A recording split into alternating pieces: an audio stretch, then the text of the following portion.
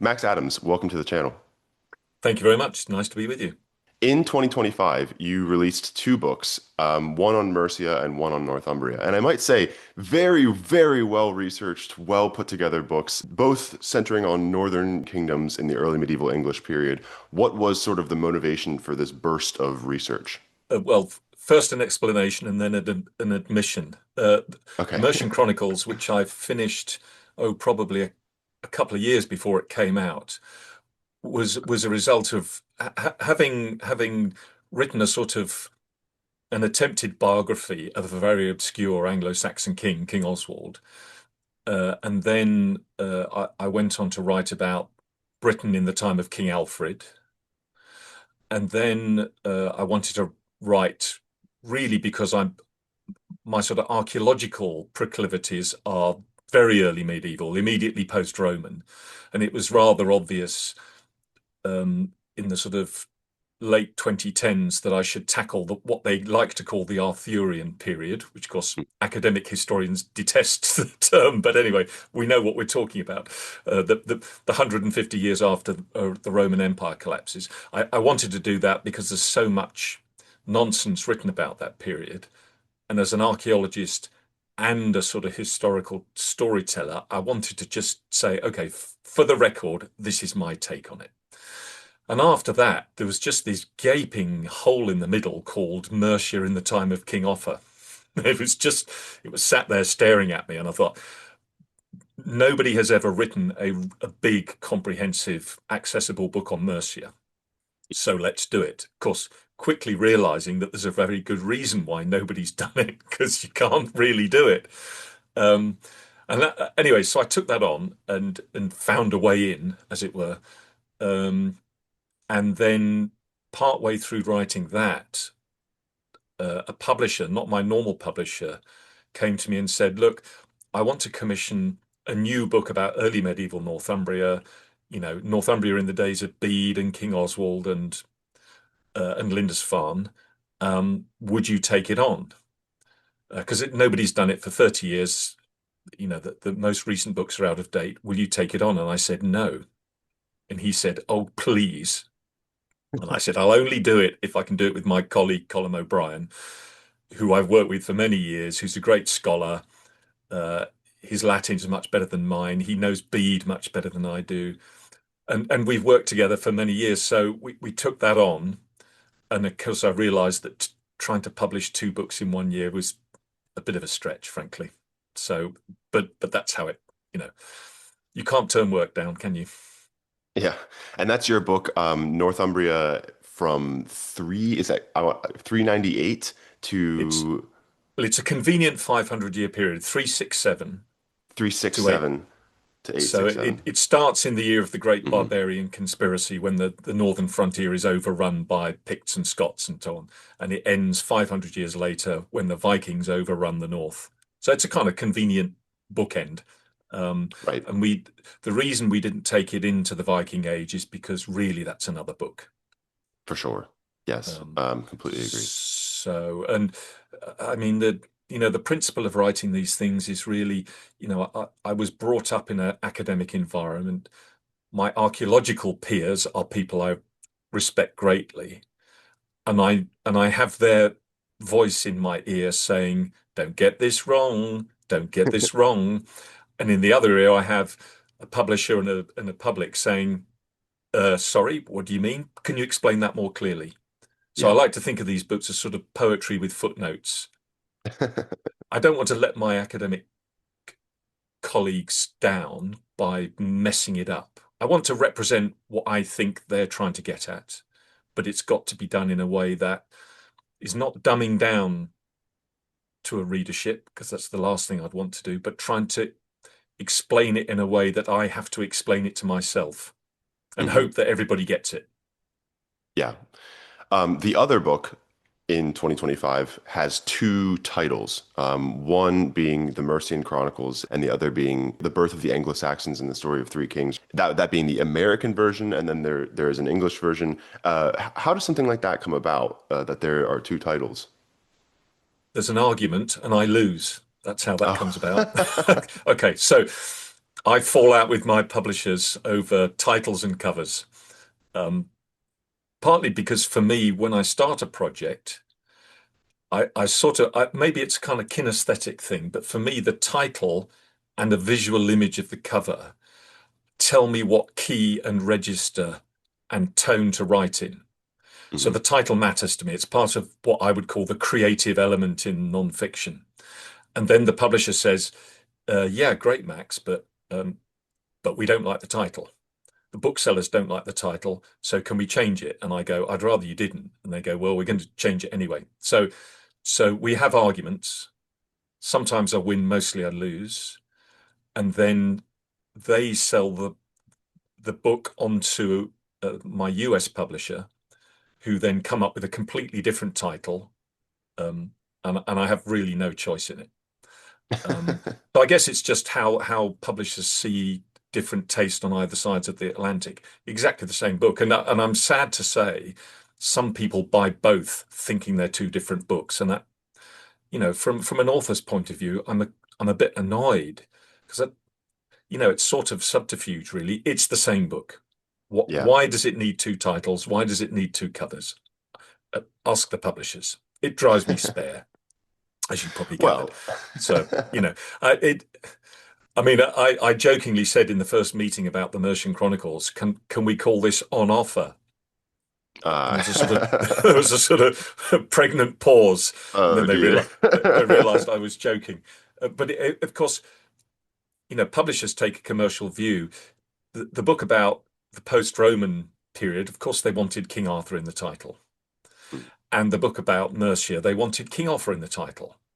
I had to say, look, this book isn't about King Arthur. He's a key player, but that's not really what this is about. This is about the Yeah. emergence of an Anglo-Saxon state, and he's an important figure, but that's not really the book. So if you put the wrong title on, I feel I'm lying to my readership about what's in the book. Hmm. It's just Well, it's part of the it's part of being a commercial author. You have to kind of for sure. chew on it and get over it. Hmm. For the interested viewer, we will have the links to both of those books that we've just mentioned in the comments, and I'll have both versions of the Mercian book as well. But Cave Emptor, that they are both the same book. Oh, same. That term though, Mercia. So we might have a lot of people here who are vaguely interested in English history, don't know a lot of the maybe big names. Mercia is a name that gets thrown around a lot, but perhaps one of the lesser known modern to modern day Englishmen, English kingdoms. What is Mercia? Why is it so important to this time period? Could you talk on that first? Yeah, sure. Well, the first question, where was Mercia, is a very good question because, you know, stick a pin on a map. The easiest way to think of Mercia is if your viewers and readers can envisage that map of this very strange shaped island with um, the bottom below the River Thames is Wessex and Kent, the sort of ancient Anglo-Saxon kingdoms of Wessex and Kent. Um, there's Wales, which is the left-hand bit that sticks out. North of the River Humber is Northumbria, and east of the fenlands that run down the east side is East Anglia. Mercia is the bit that's left in the middle. It's sort of a square defined by the rivers Severn and Dee, the river Severn, which is sort of the border between England and Wales, but not really. The River Thames, the fenlands, which of course are no longer really fenlands, but the fenlands of Middle Anglia, East Anglia, and then the huge River Humber and its tributaries that come into the North Sea. So it's the square in the middle.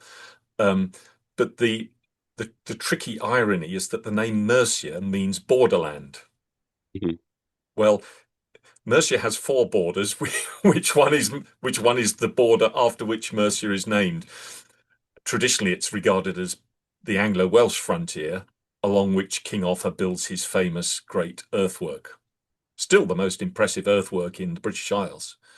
It's an extraordinary thing. How did he build it? When did he build it? Did he build it? Who It's a good built it question. for him? Anyway, all those questions.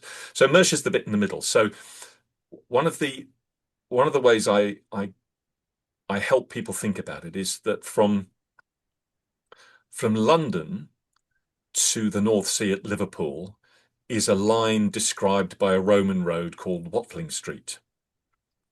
And from the Severn estuary up to the Humber estuary is a line described by a Roman road called the Fosse Way, and it forms an X. And that X describes really what we think of as the core of the Mercian kingdom. Mm.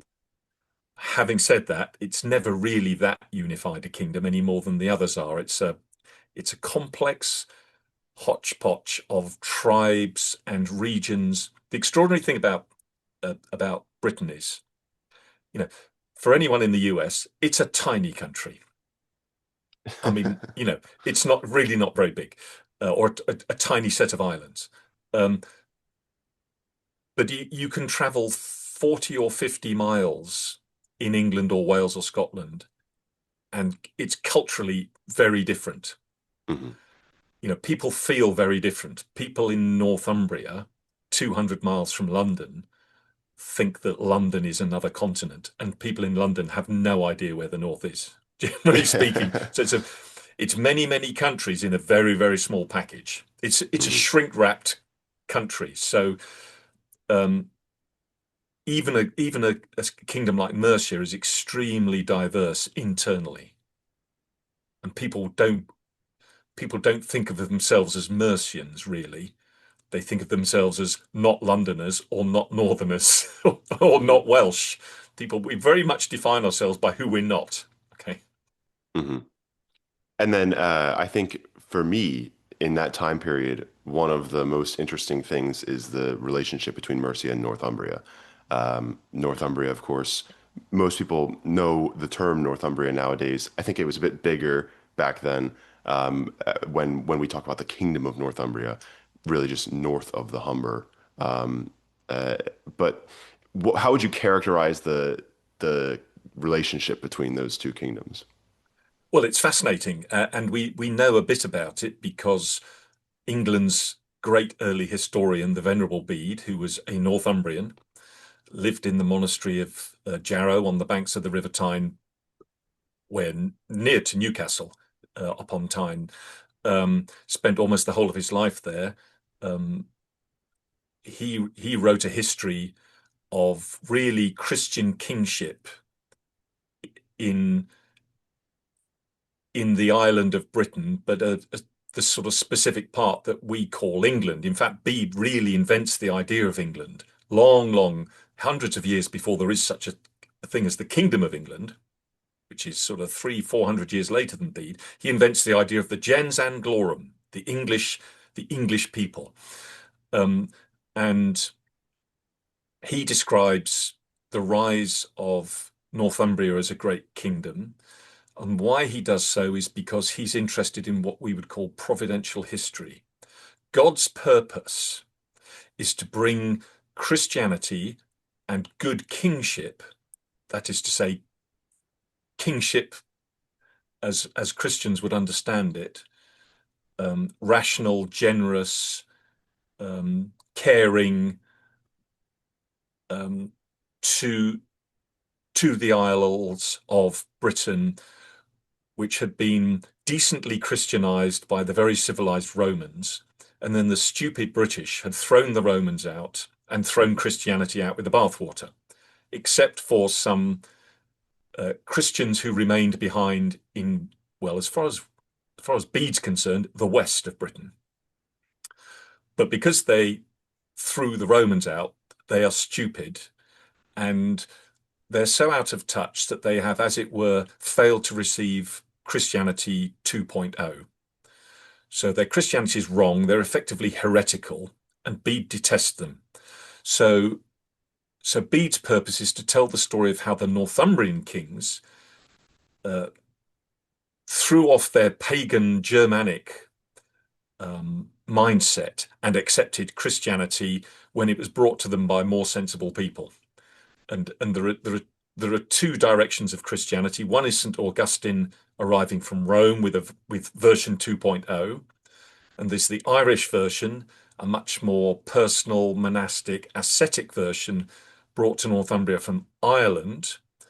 And uh, Bede respects Irish Christianity, but knows it's wrong. And his purpose is to unite all the English people under Roman Christianity. So that's the background. His first real understanding of relations with Mercia comes in the middle of the 7th century, within 10 years or so of the Northumbrian kings being converted to Christianity. The Mercian king is a man called Penda, who's a sort of proper Dark Age warlord. He's pagan, doesn't hate Christians, but can't stand hypocrisy. So Bede pits the Northumbrian Christian kings against the pagan Mercian king. And there are fisticuffs, there are fights. Penda tries to destroy Northumbria, and Northumbria tries to destroy Mercia. So, shall we say, relations are tense. Yeah. However, early medieval kings are pragmatists, and they have diplomatic tools at their disposal, whether they're Christian or pagan. And those diplomatic tools are, well, you can fight a battle and force your opponent to surrender, and in doing so, they will then pay you tribute.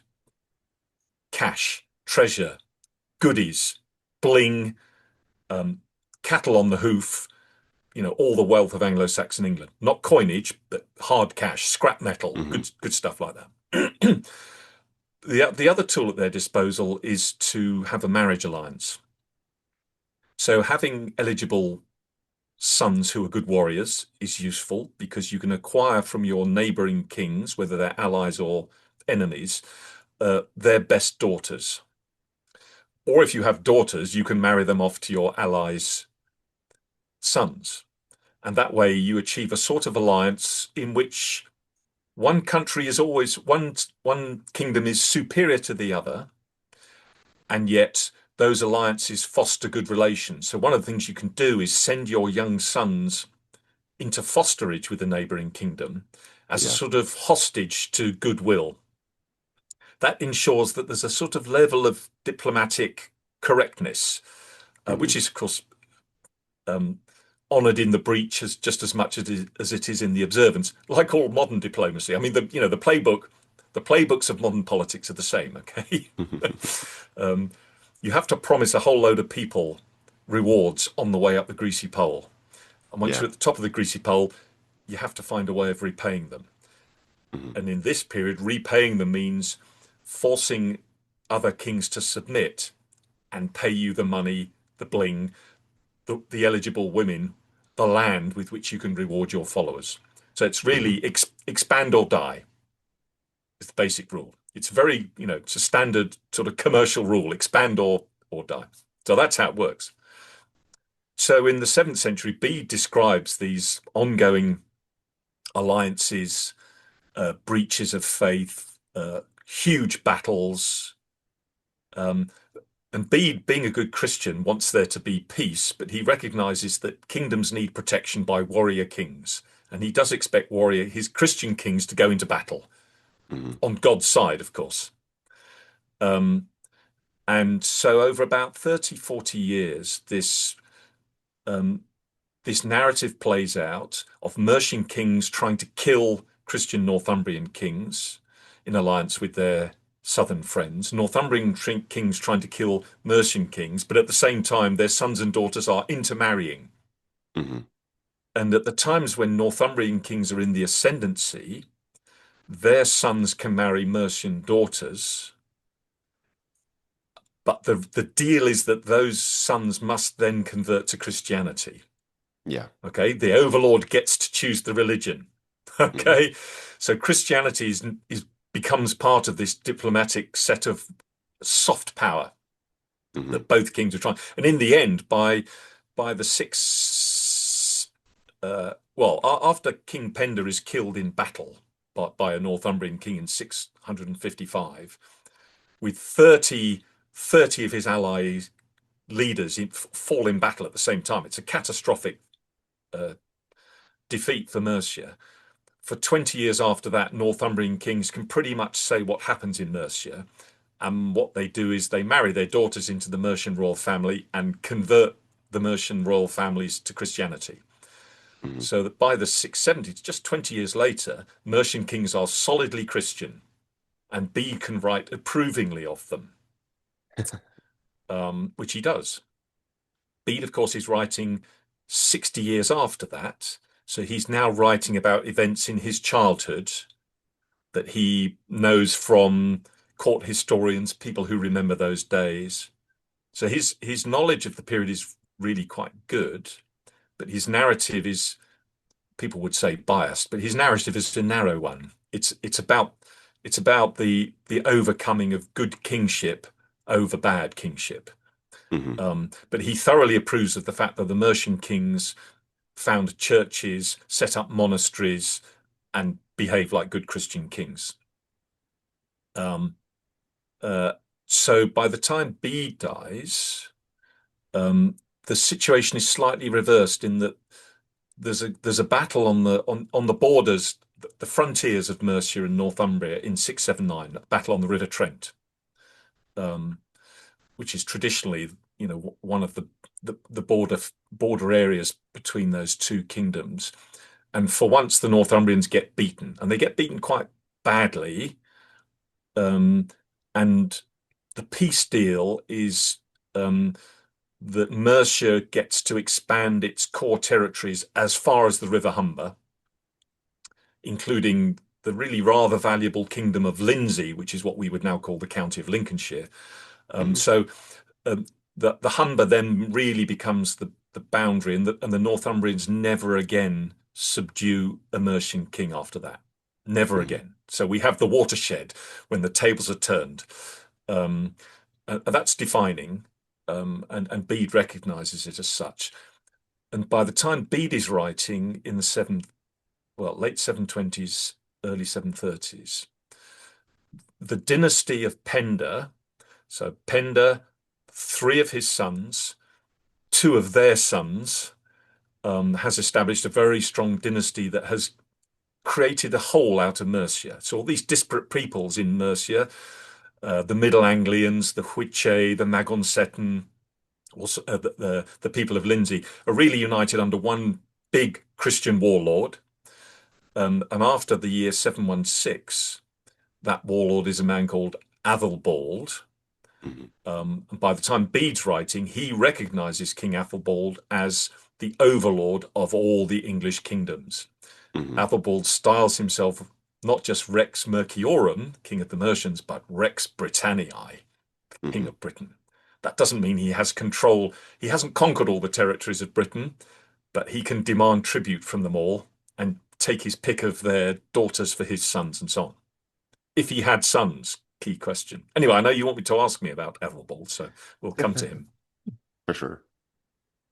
But essentially, that's the narrative that Right. um, the triumph of Northumbria, the age of Bede, the age of the golden age of Lindisfarne, St Cuthbert, the tides of the Northumbrian power only um, is only really realistic beyond the Humber after that. Mhm. And so from 679 to the time of the Vikings, England's strongest kingdom is Mercia. Period. End of Mhm. story. When you consider the kingdoms of the Anglo-Saxons, Northumbria, Mercia, East Anglia, Wessex, and then the forgotten child, Kent, out of the first four at least, do you think Mercia is particularly difficult to write history about? Simple answer. Yes, it's hard. Okay, so when Bede dies, English history dies. Okay, we sort of go back into a narrative dark age. We have evidence, but there's no narrative history really. There's no one telling the story. In a way, that's good because we don't have a narrator to tell us what to think. We have to Mhm. fall back on archaeology, the archaeology of settlement, the archaeology of place names, which of course in in Britain are a peculiarly rich source of evidence for our cultural history. So Bede describes the four languages that are spoken in Britain: English, Old English, Welsh, Scots, and Latin. Um, and Um, where was I going with that answer? Tell me where I was going with that answer. I've lost my Well, thread. that Mercia Yes, is yes. yeah. So we've lost our narrative structure, and after Bede, so we fall back on things like place names, and the place names are a sort of palimpsest, a layered cake of different linguistic elements. So we have some British names, Old Welsh names. We have some English names. We have and the English names, the Old English names are also layered chronologically. So we can sort of pick an 8th century name out from a 9th century name and a 5th century name Hmm. if we're very lucky. It's taken scholars 100 years to get good at this, but they are now really quite good at it. Hmm. Then we've got the archaeology, which comes in settlement. It comes in coinage. Increasingly important for the Mercian period. Coins are datable. Coins have political messages. Coins, uh, coins which are found in fields by metal detectors, whether you like those people or not, are very good disinterested evidence for what's going on. Coins don't lie. You find them where they got dropped. They're not trying to, you know, they're scrutable. So we've got those forms of evidence, all of which require great expertise. I'm not a place name scholar. I'm not a coinage scholar. I'm an archaeologist and a historian. So for the historian, the sources you're left with are charters. These are documents promulgated by kings who wish to record in front of witnesses, and those witnesses are Christian literate clerics. So most of these documents are written in Latin, even though the kings are communicating in Old English. They love the idea that their clerics have this language that lasts forever. It means their legacy lasts forever. So they increasingly begin to record some of their actions in charters. And those actions are nearly always related to allowing a certain church or cleric or warrior to have the benefit of the resources of a parcel of land, Hmm. an estate, if you like. Um, Northumbria has no, repeat, no Anglo-Saxon charters. Okay. uh, Kent has some. Hmm. Wessex has some, but not many. East Anglia, very few. Mercia, hundreds. Okay. Hmm. So once Bede has died, historians have to run to the charters and try and understand them. It's a very, very different form of history. It's very patchy, even in Mercia. And even Mercian charters only relate to places around the edge of Mercia for all sorts of political reasons. But we do have these charters, and they're highly revealing of aspects of politics, even if they don't give us a narrative history. Then we've got the Anglo-Saxon Chronicle, which is really a chronicle compiled by or under the auspices of King Alfred at the end of the 9th century. Because it's a Wessex chronicle, the last thing Alfred wants to do is give Mercian kings any credit for anything. If there was a Mercian chronicle, we don't have it, Hmm. which is why the English version of the book is called the Mercian Chronicles. It's an ironic title because there is no Mercian chronicle. Either the Mercian kings did not ask a cleric to write one or compile one from the common stock of historical knowledge in Mercia, um, or somebody got rid of it, or it was lost. That's a problem for us because the Anglo-Saxon Chronicle exists in 5 different manuscripts. If 1, 2, or 3 of those manuscripts are lost, we've still got another couple. Hmm. So if there was a Mercian Chronicle, why don't we get even a slight sense of it? I mean, there's nothing. Hmm. So if it was compiled, where was it compiled? It must have been compiled if there was one in a monastery. If it was compiled in Worcester, good candidate. Worcester was never taken by the Vikings, so it should survive. Hmm.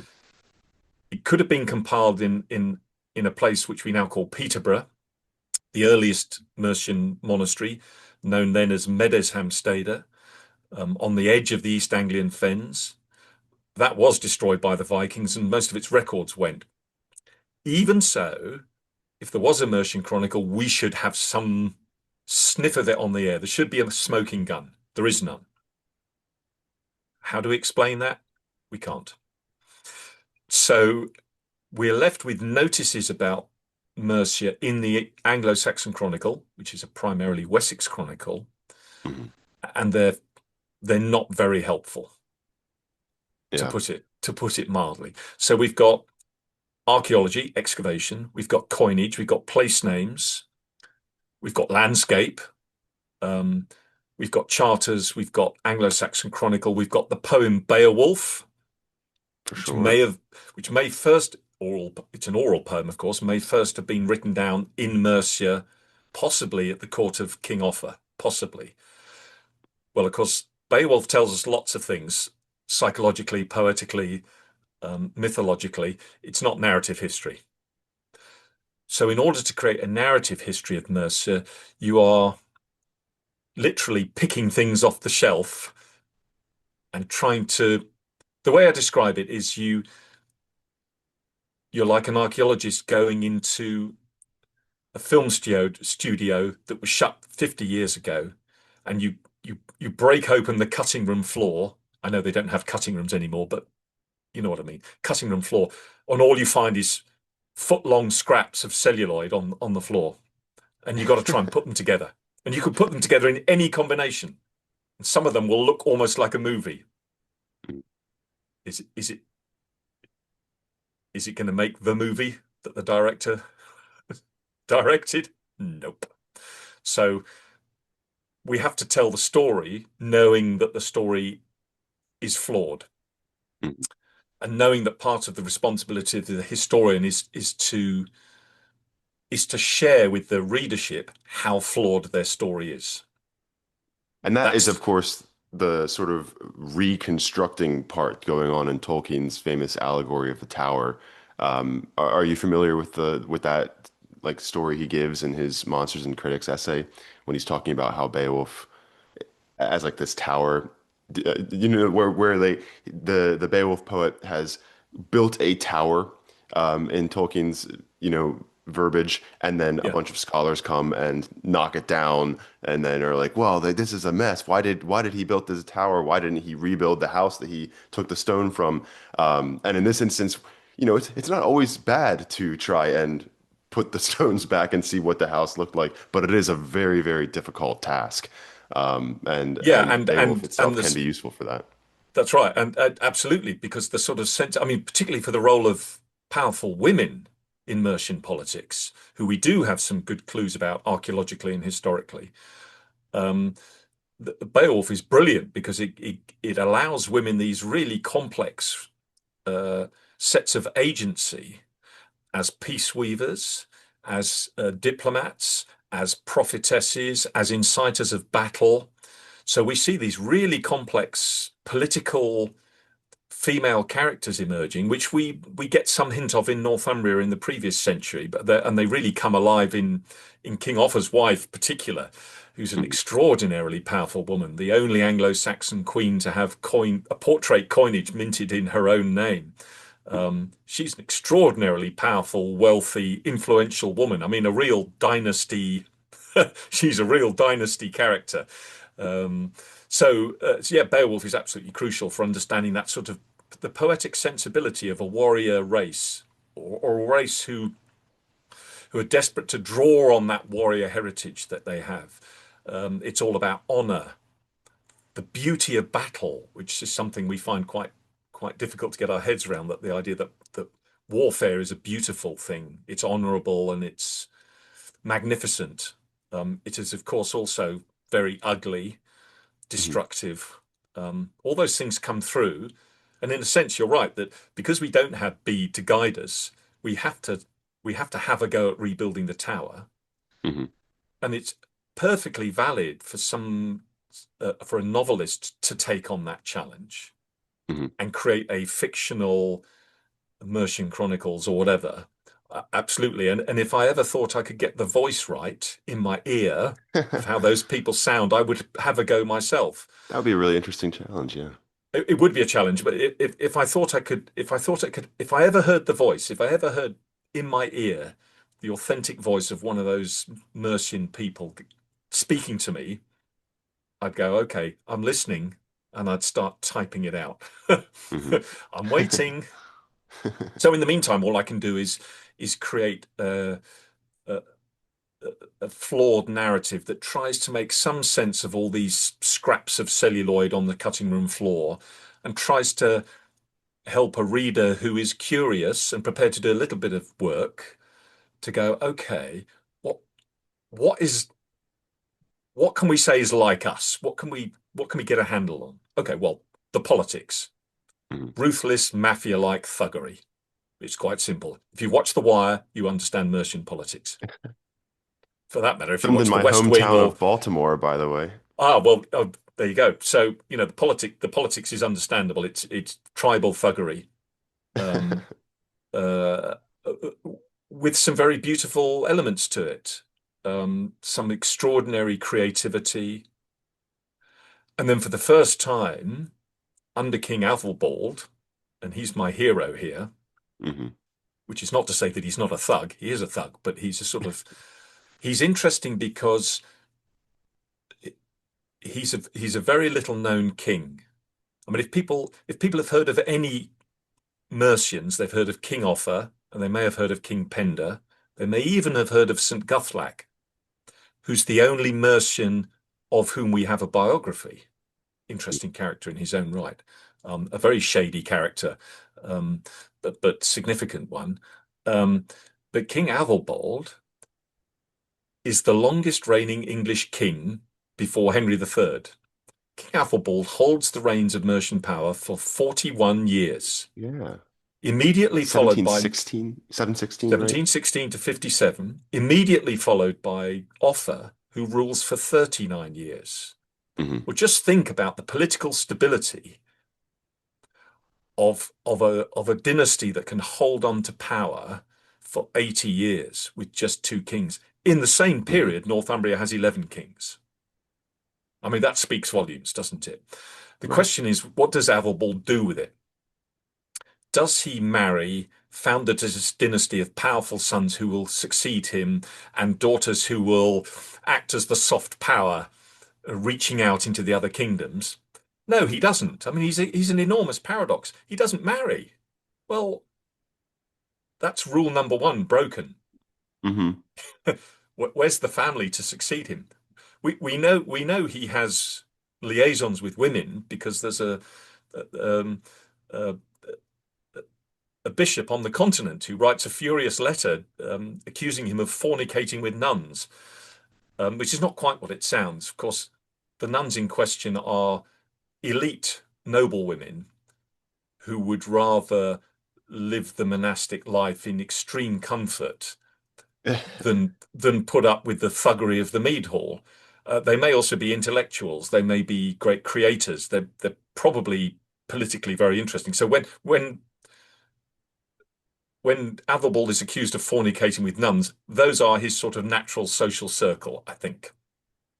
Perhaps. We probably shouldn't judge either of them harshly on. Anyway, the fact is he doesn't have children, and that's very difficult to Hmm. understand. A man who has 41 years to build a legacy doesn't use it to build a dynasty. King Offa is not directly related to King Æthelbald. They're sort of second cousins. Um, that they're both related to uh, the line of King Penda, but they're quite Hmm. distantly related. So um, anyway, it's we don't understand why not. However, what we Well, do understand, yeah, no, carry on. I have to ask, and I really hesitate to make everything on my channel about Beowulf, but if we follow the linguistic and metrical evidence, which is, of course, what I've studied the most carefully in my short career so far, it would suggest something very early in the 8th century in Mercia, which would mean very early on in Athelbald's reign. So if for some if the Archangel Gabriel comes down to us in 5 minutes and says, "Okay, I'm going to tell you right now that's when it was composed," what would Yeah. that tell you? Oh, crikey. That's a very good question. Because I sort of associate Beowulf with Offa simply on the grounds that the Offa's court, bearing in mind, of course, that Offa is a character who appears, a legendary Offa appears in Beowulf. So Right. there's some argument. If it's an Æðelbald thing, what it tells you is, And a I young think, Æðelbald thing probably a young Æðelbald thing. Yeah. with a Um, protagonist who never marries, never has an heir. That's very yeah. interesting to me. Well, there's a whole other thing going on with Æðelbald. Um, I argue in the book that Æðelbald, during his reign, the English medieval state is invented. It's a big claim, okay. Yeah, Um, I'd love for you to talk about that as well because that was really interesting. sure. And there is good evidence that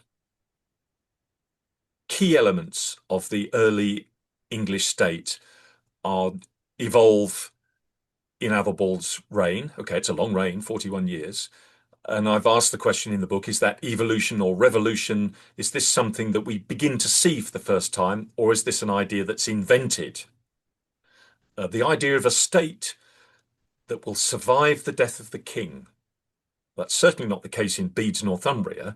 The king dies, the state collapses, really quite often. Something else is happening in Mercia, and we've got pretty good evidence for it. Now, the key question then is this Æðelbald's idea?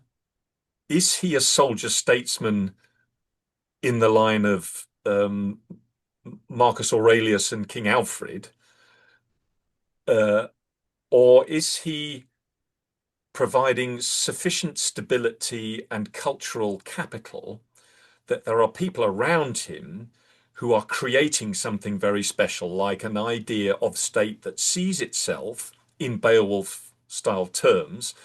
And clearly by then there are sufficiently clever people not just to be able to write clerical Latin, but to be able to write down poetical Old English. Mhm. In other words, if Æðelbald has literate Anglo-Saxon poets at his court, well, that's quite a thing. That's quite a thing to contemplate.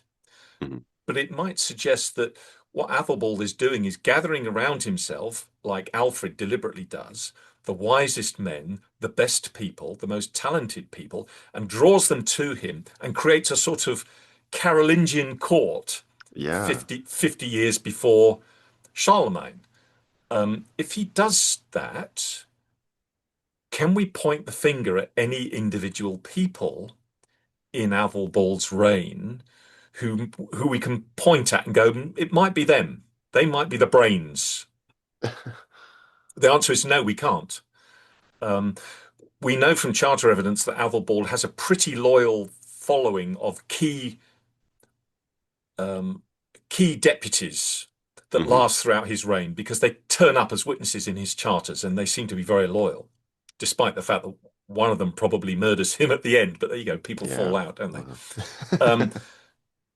I think the most powerful non-warrior people in Mercia are the bishops of Worcester. Uh, I could make the case, but it's quite a long thesis. But Mm. I think the bishops of Worcester are probably very powerful. The archbishops of Canterbury are very powerful, and they are certainly quite often appointed by Mercian kings. That's part of the perks of the conquest of Kent is that you get to appoint the Archbishop of Canterbury. Well, not Mm. appoint them, but you get to have a big say. So it could be the archbishops. Uh, but it's possible that given that Mercia has overlordship over parts of Wales periodically, East Anglia periodically, Wessex often, it may be that Æðelbald, like Alfred, is able to draw the best people from the kingdom to his court, where he can give them gifts and make them feel comfortable and make them feel welcome, and that the same sort of critical mass that generates the writing down of Beowulf, Mm. and let's not forget great architectural achievements. The first really big serious stone buildings are put up in that in the 8th century in Yeah. Mercia. We have Lichfield Gospels. We know that there's a whole load of Mercian literature and sculpture, most of which is lost, but we know it was there. We know this is a culture of writing charters to encode the sort of political culture of the Mercian court. If that same court is producing a written version of Beowulf, you then, of course, ask the question, why are they not then writing a chronicle of the Mercian kings, which would seem to be the natural pair? It's difficult, isn't it? Yeah. I mean, we don't have the answers, but it's possible that you do have a critical mass at the Mercian court that realizes that a trading currency made of high quality silver that is good money in the rest of Europe. Hmm. Um, we certainly see Mercian kings being aware of the idea of the Roman Empire and what it means to be part of it. They're clearly communicating with the Pope. Um, so that the information network in 8th century Mercia is sophisticated. Hmm.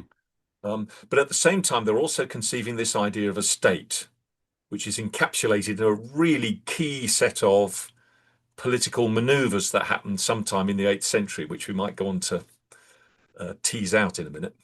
Yeah. Well, so Athelbald is, I think, often, as you kind of suggest, often the forgotten predecessor to his more well-known successor of Offa, sometimes referred to as Offa the Great.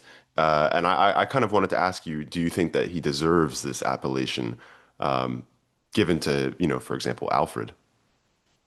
Well, of course, Alfred was given the term great in the 17th century when he was a historical figure.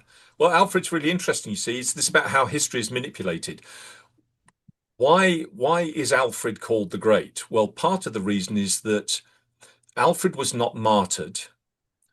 He was not a saint. And therefore, in the 17th century, he's available to a Protestant ethic Hmm. that can look back at Alfred and see the origins of the sort of state that the Protestant movement would like to counter the the Catholic state of Henry VIII and Mary and so on. So Alfred is quite a convenient Protestant non-martyr, and that's why he's called the Great, because they can look back at him and go, look, this is, Alfred presided over a consensual parliament, which of course no such thing, but you know, the reformers of the 17th century can argue that. Okay, so why don't they use Offa? It's because they don't have a narrative for Offa like they do for Alfred. Alfred was certainly not called the Great by his contemporaries,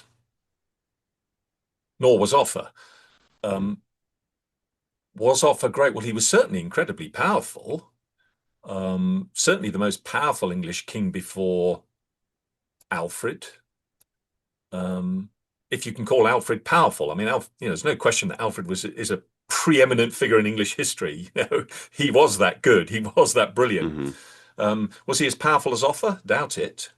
Um, and of course, what Offa does inherit is the makings of a state. Hmm.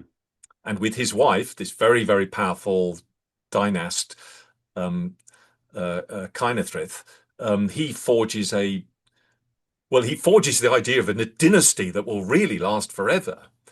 He pulls all his children into government. I mean, this may have political echoes in our own day. Um, Hmm. his his sons and daughters sit in council with him. Does that sound familiar from somewhere? Possibly. I mean, all history is a mirror, that you look in and see your own times. Um, his wife is tremendously powerful. She's able to argue her case in court against the Archbishop of Canterbury. Um, she's definitely behind the promulgation of her children as the dynasts. Hmm. And yet, what happens with Offa, his his plan for dynastic alliance with the Emperor Charlemagne in in Francia goes horribly wrong, and his son, who inherits the throne from him in 796, He's dead within a year. Boom. The whole thing still goes up in smoke, or at least appears to. The dynasty goes up in smoke, well, a bit. Although we might question the idea that with the death of Offa, Mercia dies, because I think that doesn't wash anymore. But Offa is able to do this to achieve this huge reputation across Europe as being a very serious player, um, at least in part because of what Æðelbald has built. Æðelbald and this court, this Camelot that surrounds Æðelbald, whose names we can hardly hint at. So I always go back to Æðelbald and say this is where it starts. It starts under Æðelbald, even if it doesn't start with Æðelbald. Could you talk more to that relationship between Offa and Charlemagne? That's always something that's really fascinated me. Yeah, well, it's what you call an asymmetrical relationship. um, so Charlemagne, who's crowned emperor of the Holy Roman Empire Christmas Day 800, of course, by the Pope, is a genuinely enormous historical figure. It lasts a long time, conquers lots of countries, not just conquers them, but absorbs them into a sort of Carolingian empire. He draws the best scholars, the best artists, the best people to create an early form of Renaissance, including the great Northumbrian scholar, whom he recruits from York, Alcuin, whose letters, of course, we do have. And Alcuin has relations with the Mercian court. And some of the diplomacy between Charlemagne and King Offa we get at second or third hand from Alcuin, who is trying to broker relations between the two. And it's fascinating.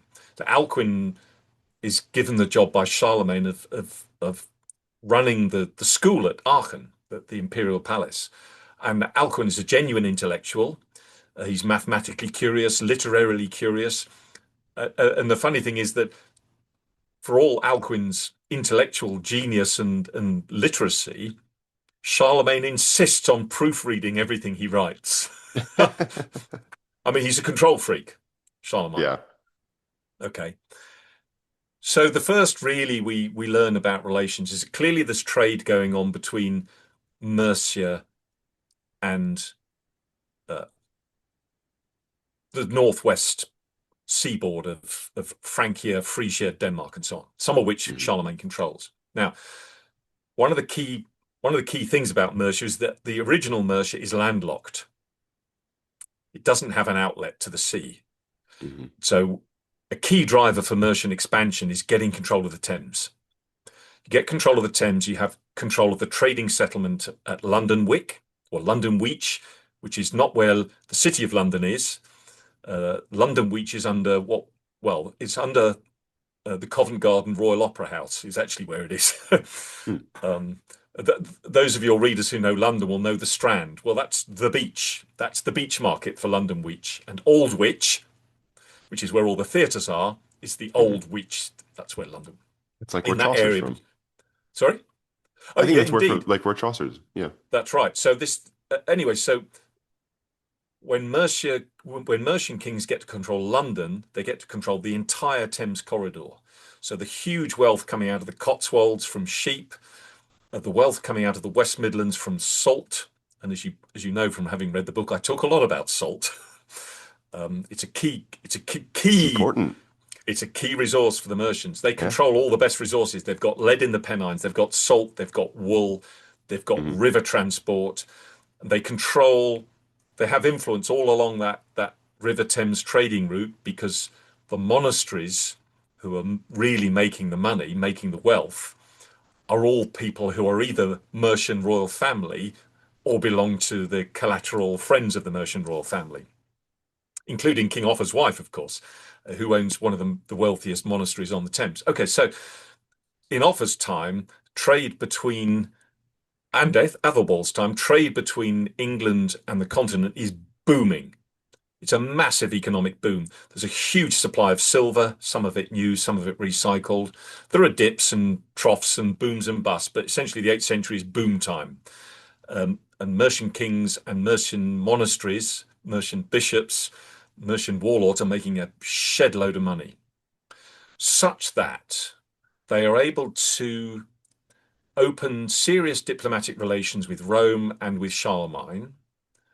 Charlemagne is of the view that uh, Mercian kings are interesting because they're pretty powerful, considering they only come from Britain.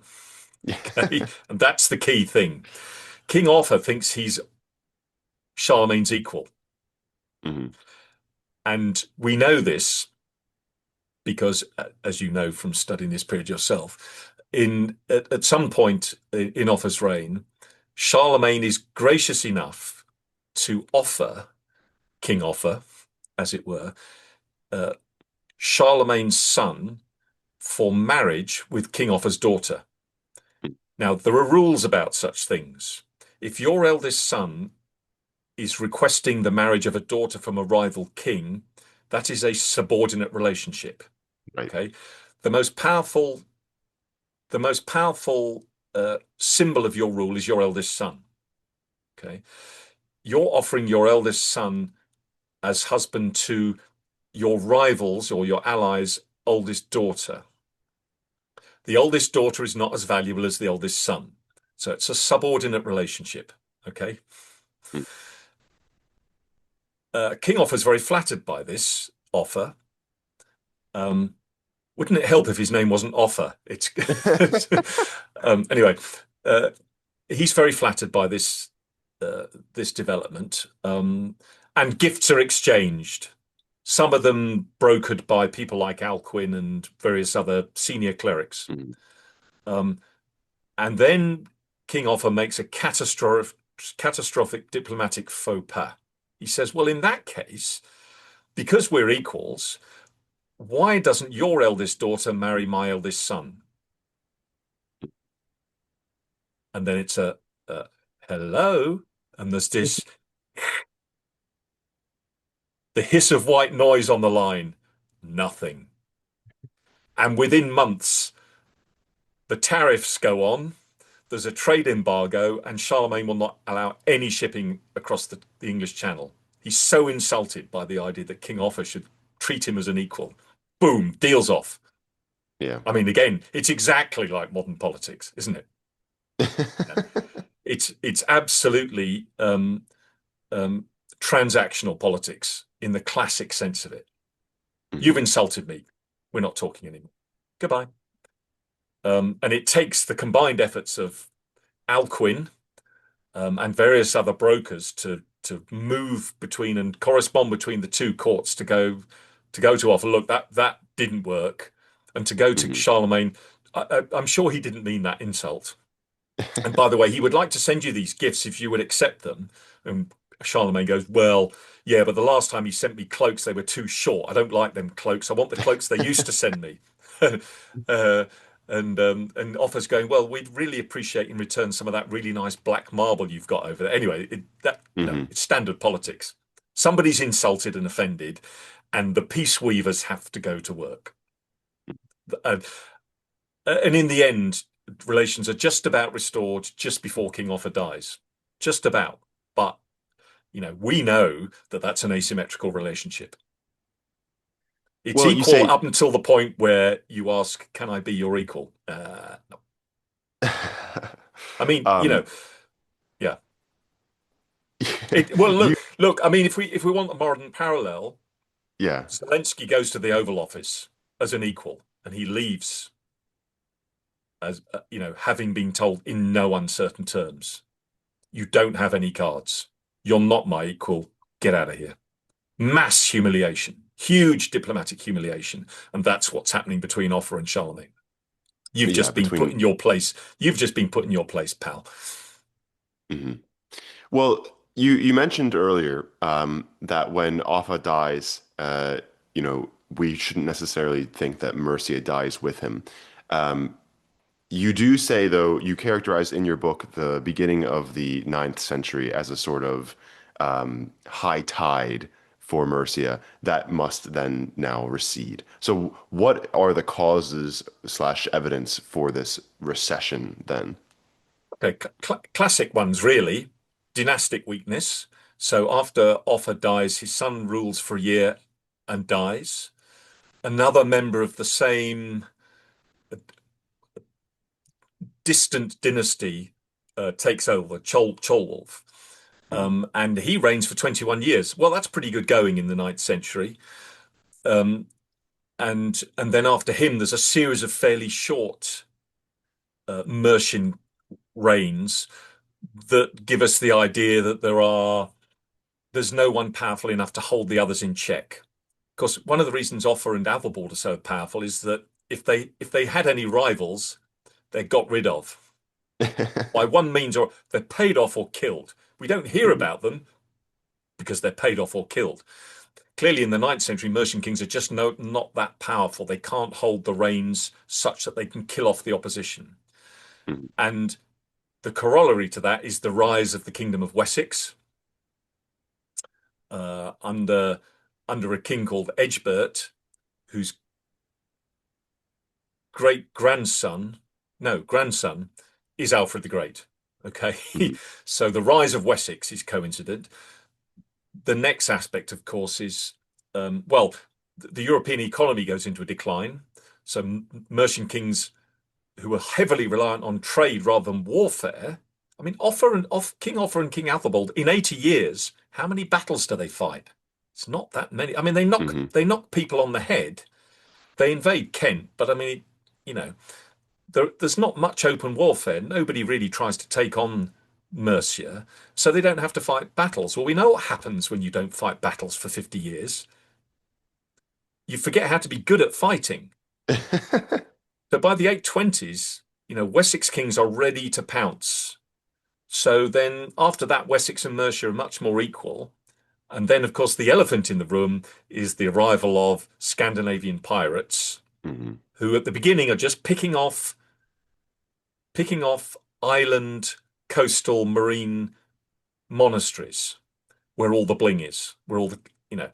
So the way I like to think of it is in in Scandinavian mythology, treasure is guarded by fierce dragons and great warriors, and only the greatest warriors can take treasure off a dragon. Mhm. In England, treasure is guarded by prematurely balding men in cloaks who don't carry swords. So far as Viking seafarers are concerned, they're perfectly happy to trade with these monasteries until the point where they go, do you know what? We actually don't have to pay. Mhm. And the coastal monasteries of Britain and Ireland are like cash machines with a universal PIN code. Yeah. And one should never ever forget the role of slavery in early medieval Europe. Monks become slaves, local communities become slaves. Uh, Viking raiders realized that kings can't Anglo-Saxon kings are very, very good at set piece battles, but they are incapable of protecting coastal monasteries. Okay, so the whole thing is just beginning to fracture under its own weight. By the time that the great Viking army invades in 867, there is no kingdom that can stand against it. And as we know uh, from the history of Viking Britain, Alfred gets away with it literally by the skin of his teeth. He's down Oh, it's to so close. it's really tight, fellas. Could easily but we mustn't forget, and we now do have some evidence for this, that when Alfred achieves his great victory against the Vikings, his first great victory, when he comes out of the marshes, summons his men from across the south, we're now pretty sure that the reason he's able to win that battle is because there's a Mercian king at hand to go into battle with him, Mhm. who is subsequently written out of history because the history is the history of Wessex equals Yeah, he's England. not a proper West Saxon king. Who That's cares? right. That's right. That's right. So it would always be a mistake to underestimate the power of Mercian kings in the ninth century, but clearly they are not preeminent as they once were. Mhm. Um, and because they don't leave behind the chronicle, all we've got left is this evidence we have for their construction of an idea of state. And that's really based on very recent understanding of of the place names of Mercia, which begin to tell us that Mercian administrators, in other words, there is a Mercian bureaucracy running along somewhere under Athelbald and Offa that is naming places in the landscape for the functions that they fulfill in the Mercian state. And there's this idea of the common burdens, the idea that all communities, all land is held in return for responsibility to serve in the king's army, to build bridges, to repair roads, and to help construct and defend the king's fortifications. Only a state is capable of changing the complete administrative structure of a kingdom by naming places that are key nodes in this construction. And we know that begins under Æðelbald. We have documentary evidence that it starts under him, carries on under Offa. So when the Vikings invade, the Mercia that they take over is a sophisticated state. The towns that the Vikings found, which become the boroughs that Alfred's children inherit, are Mercian boroughs, built under the premise of the Mercian state. So even though the Viking invasion and occupation of the north and east of England looks like a sort of cultural catastrophe, when William the Conqueror invades, the people of the north would much rather have a Scandinavian king than have a Norman king, because they did pretty well under the Vikings by and large. And that's at least partly predicated on the strength of the Mercian state, which functions. The places in it function in a framework that's constructed under Æðelbald and Offa. And that's really what makes England so attractive to Vikings and Normans. It's so sophisticated. And I'll give you one final example of this. Yeah, for sure. In 1085, we fast forwarding to 1085, King William's been on the throne of England since 1066, 19 years. He's subdued the English, killed off all their warriors, and made it his own. But he hears that there's an invasion coming from Denmark. And he decides very quickly at Christmas 1085, he needs an asset register fast. He needs to know what he owns. He needs to know where it is. He needs to know how much money there is, how many oxen there are, how many carts there are. Basically, how to fund a war against an invader. The result of that is Domesday Book, or the Domesday Survey, okay, which is the most sophisticated document in early medieval Europe. It's a document drawn up by a highly sophisticated, connected medieval state. Domesday Survey is compiled and written in 9 months. Oh, really? That short? Yeah. It actually less than that. The survey is presented to him in 7 months. It's presented I to never him knew that before. Wow. at midsummer, after that Christmas. Okay. Now, how can William the Conqueror do it? He can do it because that information was already known. It's part of the repertoire of the Anglo-Saxon English state that they know this stuff. I see. They can go right down to village level and say, who owns what? Who owes what? How many of this have you got? And the information flows upwards through William the Conqueror's clerics and administrators, but only because the underlying English state knows that information. You can't make that from scratch, okay? That stuff must already be known. That, in a sense, this would be my ultimate thesis, is proof of how sophisticated, how valuable the English state was. Not only was it wealthy, it knew exactly where the wealth was and how to get its hands on it. That's why the Danes invade. That's why William the Conqueror invades. And the people who invent that system are the Mercian kings of the 8th century, or the people they're surrounded with, Æðelbald and Offa. You can't, in a way, you can't separate those two kings. Between them, in 80 years, they invent, almost revolutionize tribal England into an early medieval state, which makes England the most powerful kingdom. So, as a Northumbrian scholar, I would always, want to give the credit to Northumbrians, but actually now the credit has to go with the Mercians, and yet we don't credit them, but we should. I think my last question, because we are coming up on time, is that as a historical linguist, my knowledge of English history really starts and stops with texts. And then, the place names can be useful, but it's really the texts that I know. And with Mercia, there's not a ton there. So to perhaps the audience and even to myself, what would you recommend as sort of the way to learn more about this particular time and place in history, if we can't get it with like Old English texts? Yeah. Well, of course, we're very lucky. Um, all the early English sources in Latin and Old English are translated in very, very good modern critical editions. So you don't have to be an Old English scholar or linguist. It's still a lot of fun though. No, of course, it's a lot of fun. And you know, For sure, for sure. my terrible, you know, my not very good Latin and very poor Old English. I know how to read the code in those language, and you know, the Old English language is a thing of immense beauty. Mhm. Um, Well, okay, so we've got very little for the Mercian period. Uh, a bit of Bede up till 730.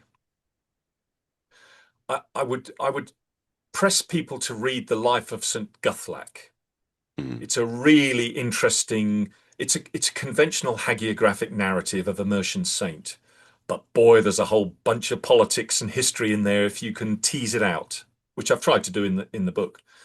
Um, so Guthlac is really, really, really good value. He's the only life we have from the Mercian period of any Mhm. description. Okay, you have to read between the lines.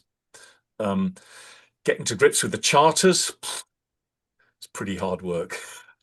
Um, Beowulf, of course, of course, of course, Beowulf. However you read it. Um, I'm looking through the shelf in front of me with all the translated sources available to me. Well, of course, lots of lives of Charlemagne easily Mhm. available. That's good. The letters of Alcuin, not all translated, but what there are fascinating. Um, Poems. You know, the Anglo-Saxon poems do tell you a lot about the mindset, the wanderer, the ruin, the wife's Yeah. lament. You know, All they're probably fascinating. composed in Mercia in that, 8th Very century, possibly the probably. dream of the Rood. You know, they do tell Mhm. us quite a lot. Anglo-Saxon Chronicle has bits and pieces of great interest, but yeah, I mean, it the archaeology ties it together. The archaeology and the Mhm. place names, and sadly, well, place names are only fools and angels. I get a lot of correspondence from people saying, "Oh, I'm convinced that such and such a place name indicates such and such," and I go, "Do you have a PhD in early medieval linguistics? If not, stay away. It's really difficult stuff." Um, It is, but yeah. but but it's now very sophisticated, as is the coin. I mean, the coinage for me was a revelation. Mhm. I had to properly go and understand and study the numismatics. And there are some really brilliant numismatists out now, and they've completely sold me on what they can say. And of course, as an archaeologist, I want to know where the pottery is. I want to know the settlement archaeology, where people are chucking their stuff away. I want to know where they're building stuff. I want to know why they're building in a certain way. Mhm. Um, the real revelation in the last 30 years is the place names and the coins, and a much better understanding of the need to get your head around historical geography.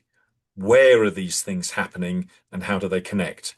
And they all come together um, to flesh out this idea that we just catch in snippets of this extraordinary thing happening in central England over this 80-year period. And the only way you can create a narrative is literally to tell that story in as best way you can, picking all these things off the shelf and understanding how the different sources speak to each other. How do the coins speak to the place names? Mhm. How do the charters speak to the evidence of Alcuin? How does Beowulf speak to the life of St. Guthlac? I mean, people don't tend to write on those two as a pair of texts, but that's an interesting. I'll set that as a challenge for you. Put Beowulf and St. Guthlac side by side. Bear in mind that King Æðelbald appears in the life of St. Guthlac as an exiled warband leader youth. Mhm. Um, Probably a man who the Mercian kings of his day are out to get, to kill, because he's a dynastic rival. But he appears in the life of St. Guthlac several times. Mhm. Æthelbald and Beowulf, interesting pair. And of course, I Mhm. think, well, you may know about my cod theory about Grendel. Oh yes, the swamps are in Is marshlands is is in Grendel Mercia. the yeah, is Grendel a personification? Grendel is not really described, is he? Figuratively. What I, he I is now, do yeah. I sort of feel that Grendel may be, or the threat of Grendel may be a personification of malaria, which is endemic, certainly in East Anglia in the early medieval period. The thing that comes into the mead hall at night, comes through the walls when you're not looking and takes your warriors away in their sleep. Nasty, mean. He comes from the bog, does he not? Mm. Comes from the nasty, dark marshes. Anyway, I'll keep my cod theory until you can disprove it. But anyway, Beowulf and Guthlac together. Interesting comparison. Yeah, Discuss. I'm sure there's been plenty written about. I mean, there's so much written about Beowulf that you can find papers on literally anything you want Yeah, sure. compared to Beowulf. So, That's your but anyway, homework. yeah, I'll go look into it. Folks, you can find the links to the two books that we've talked about today, being again Northumbria from 367 to 867, and then the Mercian Chronicles, or as they're known in America, the Birth of the Anglo-Saxons, all in the pinned comments. Max Adams, thank you very much for coming on the channel. Pleasure. Pleasure.